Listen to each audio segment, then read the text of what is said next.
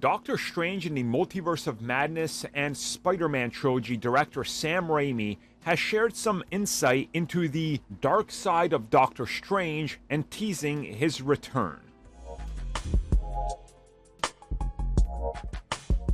So this comes at us from the recently released Art of Doctor Strange in the Multiverse of Madness book, which is absolutely stunning. But again, I'm somebody that buys all these, so I know I'm just kind of like preaching to the choir here. But I love all the little details and everything you get in there. So in the book, they have a bunch of things related to the different, obviously, concept art, but also some of the roles and what to expect in the future and the final, look and what the intent was and all that. Well, there's a little bit here talking about the ending of the film and the ending that sets up a Doctor Strange that's a little bit more twisted and evil and how it plays off of the, three eyes and everything like that.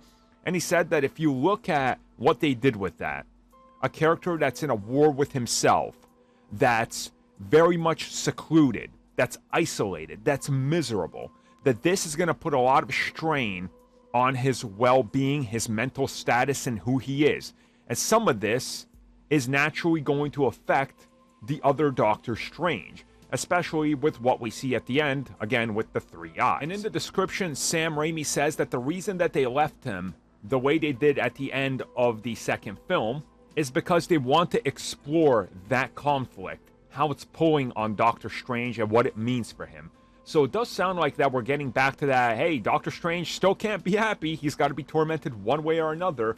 And now having the effects of this evil, almost like entity, right? And seeing what can happen and knowing that that could happen in the MCU. He could be like the last one left after a massive incursion. It's obviously going to play a huge role on his psyche and what happens. So it does seem like that the darker side of Doctor Strange is going to be more in play. And this also does make sense in terms of what we heard about them wanting to incorporate more of the what-if version as well, and possibly bringing that officially into live action, hence why the delays for What If. So I'm definitely interested in seeing this because I liked the direction that they were going for with Doctor Strange, especially with the evil multiverse version. So I guess if that comes back or is something that's kind of like a Jekyll and Hyde thing, that would be pretty cool to see and how that affects everything.